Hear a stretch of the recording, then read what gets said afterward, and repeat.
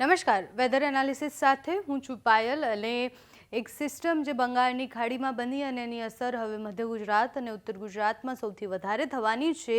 અરબી સમુદ્રમાં બનેલી સિસ્ટમની અસર આપણે જોઈ કે સૌરાષ્ટ્ર અને એની આસપાસના વિસ્તારો, કચ્છમાં અને દક્ષિણ ગુજરાતમાં કેટલો ભારે વરસાદ પડ્યો. દક્ષિણ ગુજરાતમાં જે ઓક્સો ટ્રફ પસાર થયો હતો, જે દરિયાકાંઠે બનતા હોય છે, એની અસર હતી. પણ અરબી સમુદ્રની સિસ્ટમનો ખતરો ટળ્યો. બંગાળની ખાડીની સિસ્ટમનો ખતરો હજી પણ છે અને એના પછી પણ એક સિસ્ટમ બનવાની છે, જેની આગાહી હવામાન નિષ્ણાંત અને હવામાન વિભાગ બંને કરી રહ્યા છે.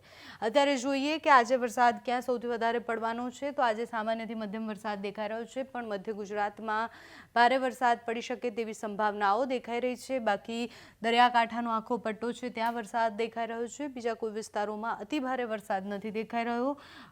દક્ષિણ ગુજરાતમાં સારો વરસાદ દેખાઈ રહ્યો છે. મધ્ય ગુજરાત અને ઉત્તર ગુજરાતમાં પણ વરસાદ પડવાની પૂરી સંભાવના છે. 27 તારીખે પણ સ્થિતિ એ જ રહેશે. જે આપણે સિસ્ટમની વાત કરતા હતા, એ સિસ્ટમ જ્યારે પસાર થઈ જાય અને સિસ્ટમ પછીની જે અસરો છે એ વધારે થવાની છે. 27 તારીખે ઉત્તર ગુજરાતમાં ભારે વરસાદ પડી શકે છે અને મધ્ય ગુજરાતના દાહોદ, મહીસાગરવાળો જે આખો પટ્ટો છે, ત્યાં ભારે વરસાદ પડવાની સંભાવના છે.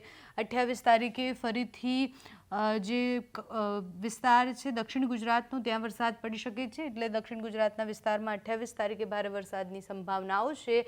આ બાજુ મધ્ય ગુજરાતમાં પણ સારો વરસાદ પડી શકે તેવી સંભાવના દેખાઈ રહી છે, કારણ કે દાહોદ અને વાળો જે પટ્ટો છે, ત્યાં ગ્રીન કલર એટલે ભારે વરસાદ સૂચવી રહ્યા છે. બાકી હવે સૌરાષ્ટ્ર અને કચ્છમાં એટલો ભારે ક્યાંય વરસાદ પડે તેવી સંભાવનાઓ નથી દેખાઈ રહી.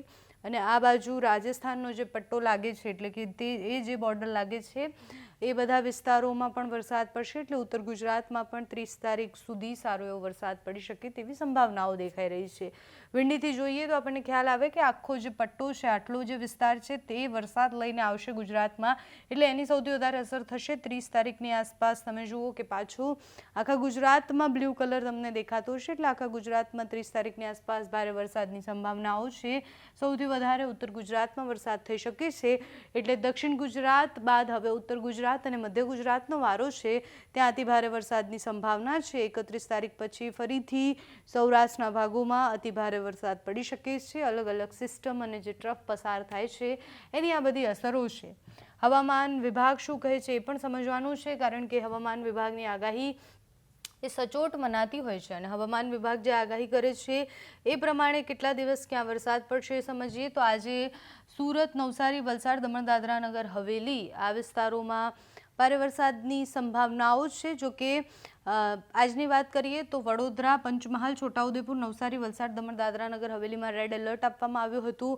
જૂનાગઢ, ગીર સોમનાથ, અમરેલી, ભાવનગર, આણંદ, મહીસાગર, છોટાઉદેપુર, ભરૂચ, નર્મદા, સુરત, તાપી, ડાંગમાં ઓરેન્જ એલર્ટ આપવામાં આવ્યું હતું. બાદમાં આ બધા જ વિસ્તારોમાં યલો એલર્ટ આપવામાં આવ્યા છે. એટલે ત્યાં અતિથી અતિ ભારે વરસાદ પડી શકે છે.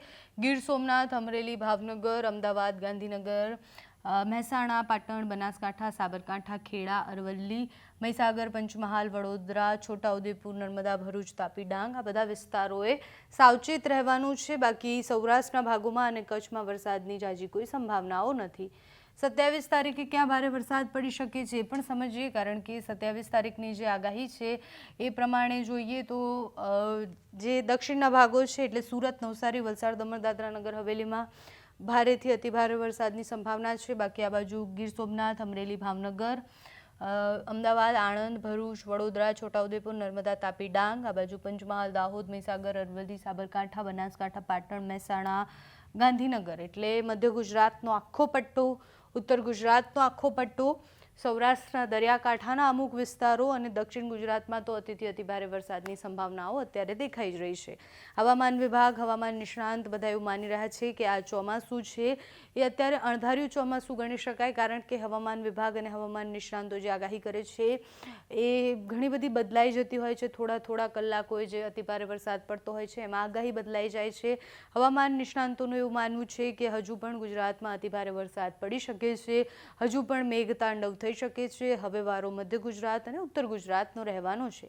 હવામાન નિષ્ણાંત શું કહી રહ્યા છે તે સાંભળો. 29 જુલાઈ સુધી હજુ આ વરસાદનો રાઉન્ડ ચાલવાનો છે. એટલે 29 જુલાઈ સુધીમાં દક્ષિણ ગુજરાત, મધ્ય ગુજરાત અને ઉત્તર ગુજરાતના અનેક વિસ્તારોમાં હજુ પણ વરસાદ પડે તેવી શક્યતાઓ છે અને અનેક વિસ્તારમાં સારા વરસાદ પણ નોંધાશે. એટલે ઉત્તર ગુજરાતમાં પણ જે મિત્રોનો વરસાદ બાકી હોય એની 29 જુલાઈ સુધી હજી રાહ જોવી.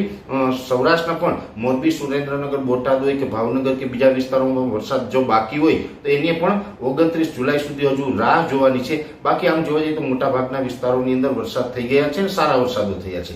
હવે ખાસ કરીને 29 તારીખ પછી આપણે ખ્યાલ આવશે કે કેટલા વિસ્તારો બાકી રહ્યા છે. 29 તારીખ સુધી વરસાદો ચાલુ રહેવાના છે. તેમાં હજુ અતિ તીવ્રતા સાથે જે વરસાદો છે એ ખાસ કરીને દક્ષિણ ગુજરાતની અંદર, જેમાં સુરત, વલસાડ, વાપી, બારડોલી, ડાંગ, બિલીમોરા આ તમામ વિસ્તારોની અંદર વરસાદ છે અવિરત હજુ ચાલુ જ રહેશે. એમાં કોઈ રાહત મળે તેવી શક્યતાઓ નથી, જેની ખાસ નોંધ લેવાની છે. અને આ 29 જુલાઈ સુધી આ વરસાદનો રાઉન્ડ ચાલુ રહેવાનું છે. એ પછી પણ વરાપમાં બહુ મોટો ગેપ મળવાનો નથી. આમ તો 1 અથવા તો 2 ઓગસ્ટથી ફરીથી બીજો એક વરસાદનો નવો રાઉન્ડ ચાલુ થઈ જશે અને એ પણ આપણે કન્ટિન્યુ પછી જોવા મળશે. જોકે અત્યારે જોવા જઈએ તો સૌરાષ્ટ્રમાં જે રીતે ઘણા સમયથી સૌરાષ્ટ્ર અને કચ્છના ભાગોની અંદર અતિ તીવ્રતા સાથે વરસાદ પડતો હતો, એમાં હવે આપણે ઘણો બધો ઘટાડો થઈ ગયો છે. અત્યારે વરસાદો બંધ થઈ ગયા છે.